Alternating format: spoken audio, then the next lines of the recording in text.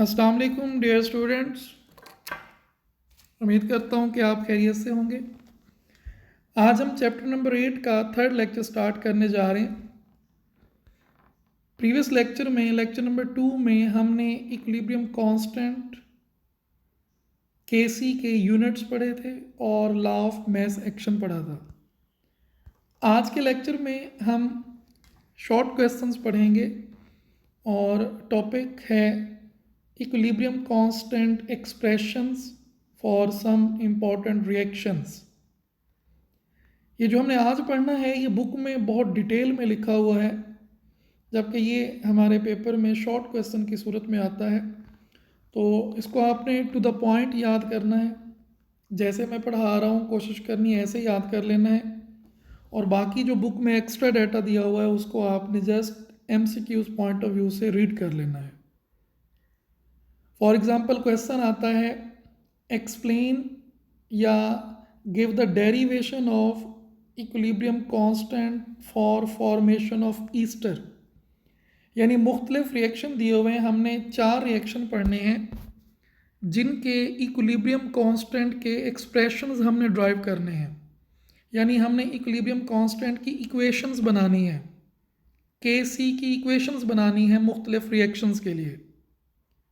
तो I think आपको समझ आ गया होगा हम क्या पढ़ने जा रहे हैं। मैं रिपीट कर रहा हूँ, हमने मुख्तलिफ रिएक्शंस के इक्विलिब्रियम कांस्टेंट के एक्सप्रेशंस ड्राइव करने हैं।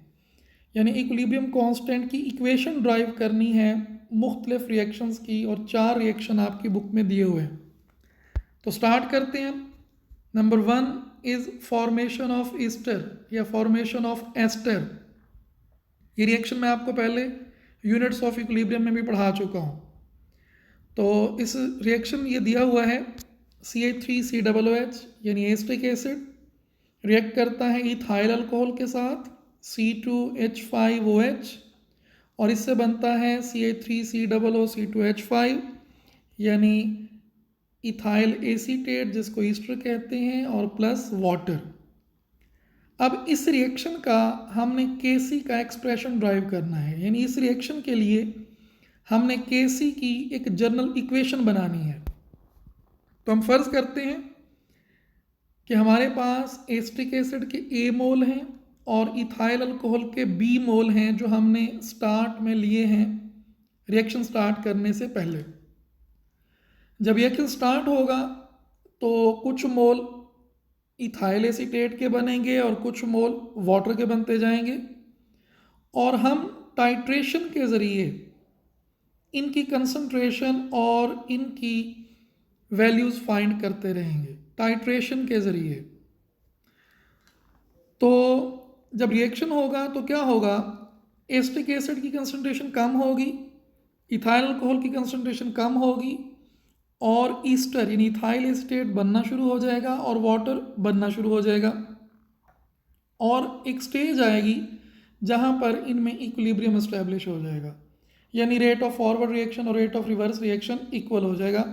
तो पॉइंट नंबर 3 पर देखें, at equilibrium state X mole of ester and X mole of H2 are produce. हम फर्ज कर लेते हैं कि ईस्टर और वाटर के X मोल प्रोड्यूस हुए हैं। इसको मैंने डिटेल में आगे आप देखेंगे तो आगे लिखा हुआ है, आपकी बुक में भी है। मैंने पहले बताया था आपको कि जब भी आप मेरे लेक्चर पढ़ें तो बुक सामने रखें। तो ये मैंने बुक से ही लिया है। एस्टिक एसिड के A मोल्स थे, इथाइल अल्कोहल के B मोल थे, और शुरू में इथाइल एसीटेट के 0 मोल थे और वाटर के भी 0 मोल थे। आगे लिखा हुआ है टाइम 0 सेकेंड, यानी जब रिएक्शन स्टार्ट नहीं हुआ था। रिएक्शन स्टार्ट हुआ, इथाइल एसीटेट बनना शुरू हो गया, वाटर बनना शुरू हो गया, और रिएक्शन पहुंच गया इक्विलिब्रियम स्टेज पे। जब रिएक्शन इक्विलिब्रियम स्टेज पे पहुंच गया तो वाटर के X मोल बने और इथाइल एसीटेट के भी X मोल बन गए। तो जाहिर सी बात है कि एसिटिक एसिड और इथाइल अल्कोहल के मोल्स में कमी आई होगी। एसिटिक एसिड के मोल्स में X कमी आई तो वो A-X हो गए, इथाइल अल्कोहल के मोल्स में कमी आई तो वो B-X हो गए। यानी सबसे पहले आप ये रिएक्शन लिखेंगे, फिर बताएंगे कि हमने इनकी कंसंट्रेशन फाइंड करनी है टाइट्रेशन के ज़रिए, जो मैंने ऊपर 3 पॉइंट्स बताए हैं। फिर आप ये लिखेंगे कि 0 सेकंड पे उसके ए, उसके बी, उसके ज़ीरो, उसके ज़ीरो, फिर टाइम इक्विलिब्रियम हो गया तो उसके ए माइनस एक्स, उसके बी माइनस एक्स, और एक्स मोल इथाइल एस्टेट के बन गए और एक्स मोल वाटर के बन गए। अब अगर हमने क्योंकि केसी का एक्सप्रेशन ड्राइव करना है तो उसमें होता है मोल पर डेसीमीटर क्यूब, तो मैंने लिखा है when number of moles are divided by the total volume of the reaction mixture then we get the concentration.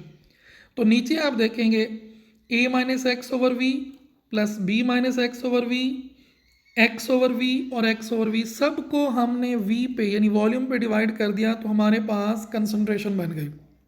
अब हम इस रिएक्शन का इक्विलिब्रियम कांस्टेंट Kc लिखते हैं। Kc जब हम लिखते हैं तो हमें पता है कि प्रोडक्ट ऊपर लिखते हैं और रिएक्टेंट नीचे लिखते हैं। तो Kc जब हम लिखते हैं तो प्रोडक्ट कंसंट्रेशन ऊपर लिखते हैं और रिएक्टेंट कंसंट्रेशन नीचे लिखते हैं। तो इसी तरह ethyl acetate concentration, water concentration ऊपर आ गई, एस्टिक एसिड कंसंट्रेशन और इथाइल अल्कोहल कंसंट्रेशन नीचे आ गई। अब जो ऊपर हमने इनकी मोल्स की फॉर्म में कंसंट्रेशंस बनाई हैं उनको पुट कर देते हैं। इथाइल एसीटेट है एक्स ओवर वी, वाटर है एक्स ओवर वी, और फिर डिवाइडेड बाय एस्टिक एसिड है A minus X over V और इथाइल अल्कोहल है B minus X over V. V से वी कैंसिल हो गए तो ऊपर रह गया एक्स स्क्वायर और नीचे रह गया ए माइनस एक्स और बी माइनस एक्स। तो ये हमारे पास के सी यानी इक्विलिब्रियम कांस्टेंट का फाइनल एक्सप्रेशन आ गया X square over A minus X and B minus x.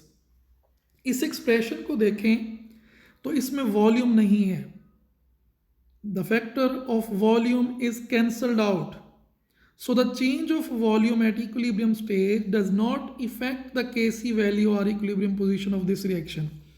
अब बेटे इस Kc से हमें यह पता चलता है क्योंकि इसकी इक्वेशन में वॉल्यूम नहीं आ रहा तो हम कहेंगे जनाब इस रिएक्शन पर वॉल्यूम का कोई इफेक्ट नहीं होता। वॉल्यूम चेंज करें तब भी इक्विलिब्रियम कांस्टेंट या पोजीशन पे फ़र्क नहीं पड़ेगा, आप वॉल्यूम चेंज ना करें फिर भी कोई फ़र्क नहीं पड़ेगा।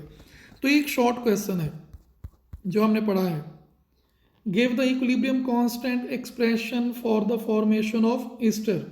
पहले आप ये रिएक्शन लिखेंगे, ये 3 पॉइंट्स लिखेंगे, फिर मैंने जो बताया आप ये लिखेंगे, उसके बाद वॉल्यूम पे डिवाइड कर दिया, केसी का एक्सप्रेशन आ गया और लास्ट में ये स्टेटमेंट लिख देंगे कि इसके अंदर वॉल्यूम नहीं है तो ये इंडिपेंडेंट है।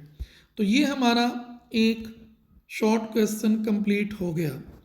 उसके बाद नेक्स्ट जो रिएक्शन दिया हुआ है वो है डिसोसिएशन ऑफ PCl5।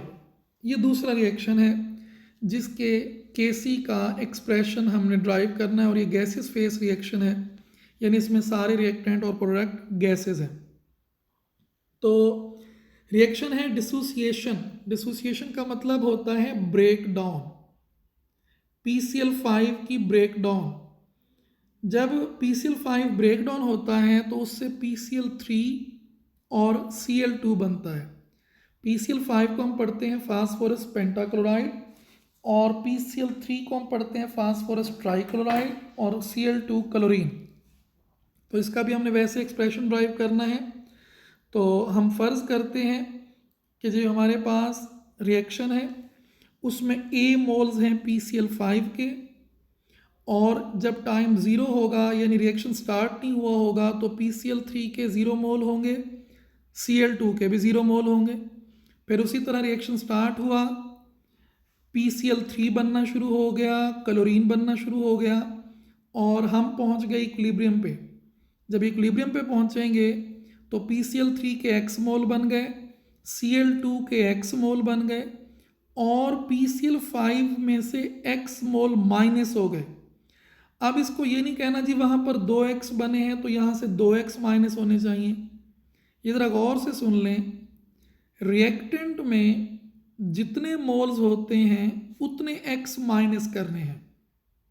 तो देखें PCl5 का 1 मोल है तो इसमें से 1 x माइनस करने हैं। फॉर एग्जाम्पल अगर ये रिएक्शन होता 2PCl5 तो फिर हम जब नीचे लिखते तो हम लिखते A minus 2x, means reactant के मोल्स में कितनी कमी आती है वो डिपेंड करते हैं उनके नंबर ऑफ मोल्स पर। बहरहाल ये हमारे पास मोल्स आ गए। अगर हम इनको मोल्स को टोटल वॉल्यूम से डिवाइड कर दें तो हमारे पास कंसंट्रेशन आ जाएगी, तो बन जाएगा A minus X over V, PCl3 की बन जाएगी x ओवर वी और Cl2 की भी x ओवर वी। तो उसी तरह हम Kc लिखेंगे। जब हम Kc लिखेंगे तो PCl3 और Cl2 ऊपर, यानी प्रोडक्ट कंसंट्रेशन ऊपर और रिएक्टेंट कंसंट्रेशन नीचे, इनकी वैल्यूज पुट करें तो ऊपर x over V into X over V divided by A minus X over V. अब इसको ज़रा गौर से देखें, ऊपर 2 v हैं और नीचे 1 है, तो 1 से कैंसिल हो जाएगा और 1 v ऊपर रह जाएगा। लेकिन जो ऊपर वाला v है वो डिनोमिनेटर में है, बटे में है। बहरहाल इसको जब आप अलजबरा करेंगे तो सॉल्व करेंगे आपको समझ आ जाएगी। फाइनल एक्सप्रेशन जो बनेगा वो बनेगा X square over A minus X into V. अब इसका जो फाइनल एक्सप्रेशन है it is not independent of the factor of volume, क्योंकि इसके अंदर वॉल्यूम मौजूद है। So change of volume at equilibrium stage will disturb the equilibrium position. यानी इस रिएक्शन में अगर आप वॉल्यूम चेंज करोगे तो इक्विलिब्रियम चेंज होगी। तो ये भी उसी तरह से एक शॉर्ट क्वेश्चन है।